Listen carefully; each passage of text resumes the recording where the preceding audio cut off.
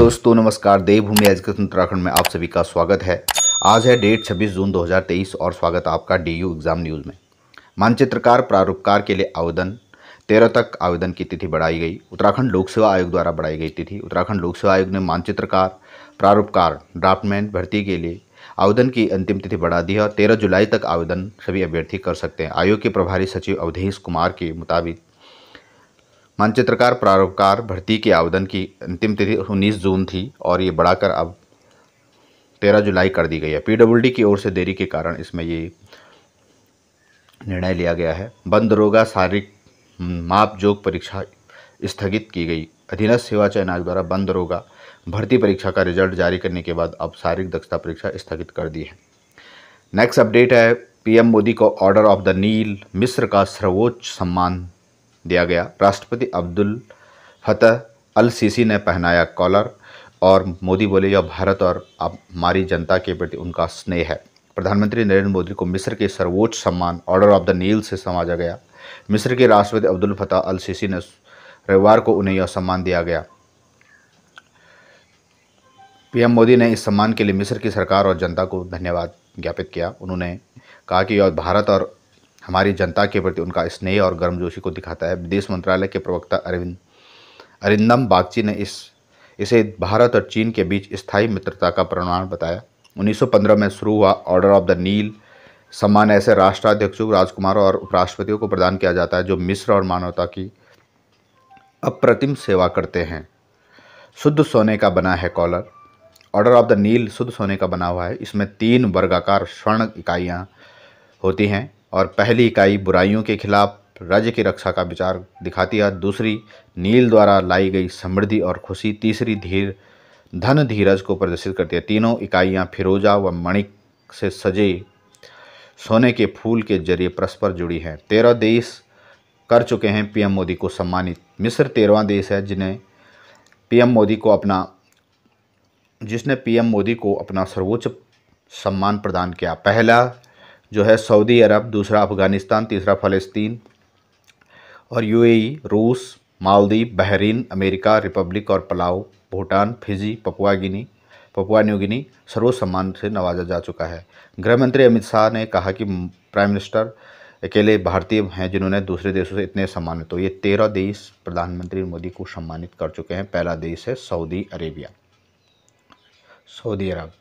अल हकीम मस्जिद पहुँचे Modi. Prime minister Modi ने 11वीं सदी में बनी अल हकीम मस्जिद का दौरा किया। यह मस्जिद भारत और मिस्र के बीच साझा समृद्ध और सांस्कृतिक विरासत की प्रतीक है। अमेरिका मिस्र की ऐतिहासिक यात्रा के बाद स्वदेश रवाना। 5 दिनों की अमेरिका और मिस्र यात्रा खत्म कर रविवार को स्वदेश रवाना हो गए हैं। तो ये था आज का current affair, national current affair. PM Modi को ऑर्डर ऑफ द नील मिस्र का सर्वोच्च सम्मान दिया गया और 13 देश इनको सम्मानित कर चुके हैं। अगला अपडेट है उत्तराखंड की न्यूज़। उत्तराखंड करंट अफेयर की दृष्टि से महत्वपूर्ण गोवलजू महोत्सव होगा राजकीय मेला। सीएम पुष्कर सिंह धामी ने गोवलजू महोत्सव को राजकीय मेला घोषित किया है। बीते शनिवार को सांस्कृतिक संध्या के दौरान उन्होंने फोन के जरिए यह घोषणा की। इस दौरान उन्होंने जनता को संबोधित किया। गोवलजू महोत्सव अब सरकारी खर्च पर चलेगा और भाजपा जिलाध्यक्ष निर्मला महारा ने बताया कि सीएम धामी ने बीते शनिवार को सांस्कृतिक संध्या में महोत्सव को राजकीय मेला घोषित किया। विश्व कल्याण महायज्ञ का समापन हुआ। मां बाराही देवी में 5 दिनों तक विश्व कल्याण महायज्ञ का समापन हुआ। इस दौरान धार्मिक अनुष्ठान के बाद भंडारे का आयोजन किया जिसमें सैकड़ों श्रद्धालुओं ने प्रसाद ग्रहण किया और मंदिर समिति संरक्षक लक्ष्मण सिंह लमगड़िया ने 5 दिनी महायज्ञ के दौरान तमाम धार्मिक अनुष्ठान किए और कार्यक्रम बड़ी संख्या में साधु संतों ने इसमें हिस्सा लिया। नेक्स्ट अपडेट है, नरेंद्र नगर में G20 की समिट आज से शुरू, योग से शुरुआत। भारत की अध्यक्षता में तीसरी G20 इंफ्रास्ट्रक्चर वर्किंग ग्रुप की बैठक सोमवार को शुरू होगी और 26 जून से ये शुरू होगी। आज से उत्तराखंड के नरेंद्र नगर में तीसरी G20 इंफ्रास्ट्रक्चर कार्य समूह की बैठक बुनियादी ढांचे के निवेश के विभिन्न पहलुओं पर मंथन होगा। पहले दिन एशियन इंफ्रास्ट्रक्चर इन्वेस्टमेंट बैंक की साझेदारी में टिकाऊ शहरों के रोडमैप पर चर्चा होगी और रविवार को नरेंद्र नगर स्थित होटल वेस्टिन में पत्रकार वार्ता में केंद्रीय वित्त मंत्रालय के संयुक्त सचिव सोलोमन एरोक्याराज ने बताया कि G20 समिट में सदस्य देशों और आमंत्रित देशों और अंतर्राष्ट्रीय संगठनों के कुल 63 प्रतिनिधि इंफ्रास्ट्रक्चर एजेंडा पर पहले ही 2 समिट में की चर्चा को आगे बढ़ाएंगे। और पहला समिट पुणे में हुआ, दूसरा विशाखापट्टनम में, और तीसरा जो इंफ्रास्ट्रक्चर वर्किंग ग्रुप की बैठक हुई उत्तराखंड में हुई। तो ये एग्जाम में आ सकता है कि पहली इंफ्रास्ट्रक्चर वर्किंग ग्रुप की बैठक पुणे में हुई, दूसरी विशाखापट्टनम और तीसरी उत्तराखंड में। G20 के लिए नरेंद्रनगर पहुंचे विभिन्न देशों के मेहमान, बेडू पाकू बारहमासा की धुन पर थिरके विदेशी प्रतिनिधि। G20 समिट में शामिल होने के लिए 40 डेलीगेट नरेंद्रनगर पहुंच गए। यहाँ होटल पहुंचने पर विदेशी मेहमानों का भारी बारिश के बीच पारंपरिक अंदाज में भव्य स्वागत किया गया। और G20 सभी सदस्य देशों के होटल पहुंचने पर सोमवार को 3 दिन तक इंफ्रास्ट्रक्चर वर्किंग ग्रुप की बैठक होगी। नरेंद्रनगर पहुंचते देश की धार्मिक, आध्यात्मिक और सांस्कृतिक विरासत के साथ इतिहास से भी परिचित होंगे। नेक्स्ट अपडेट है शहीद मेजर चित्रेश बिष्ट स्मृति द्वार का उद्घाटन। शहीद मेजर चित्रेश बिष्ट की स्मृति में नेहरू कॉलोनी में बनाए गए शहीद द्वार का पूर्व राज्यपाल भगत सिंह कोश्यारी और सुनील उनियाल गामा ने उद्घाटन किया। इस दौरान कोश्यारी ने कहा कि अमर शहीद चित्रेश का बलिदान देशवासियों को हमेशा गौरवान्वित करेगा। शहीद चित्रेश बिष्ट स्मृति का द्वार का उद्घाटन किया और मुख्य राज्यपाल ने कहा कि माँ भारती के सपूत चित्रेश बिष्ट ने सर्वोच्च बलिदान दिया। उन्होंने देश सेवा का पथ स्वीकार किया है। यह कोई रोजगार का अवसर न होकर राष्ट्रहित में कर्तव्य पथ का साक्षात अवसर होगा। मेजर सुनील उनियाल गामा ने कहा कि चित्रेश बिष्ट वीरभूमि उत्तराखंड के महान सपूत है। उनका बलिदान हम भारतवासियों के लिए प्रेरणा देता रहेगा। आज के प्रैक्टिस क्वेश्चन है। पहला है अनुच्छेद 93 और अनुच्छेद 178 दोनों केंद्र और राज्य स्तर पर सदन के उपाध्यक्ष जो डेप्यूटी स्पीकर के बारे में बताते हैं। दूसरा स्टेटमेंट है जितनी जल्द हो सके अनुच्छेद 93 और 178, लेकिन वे एक विशिष्ट समय की सीमा निर्धारित नहीं करते हैं।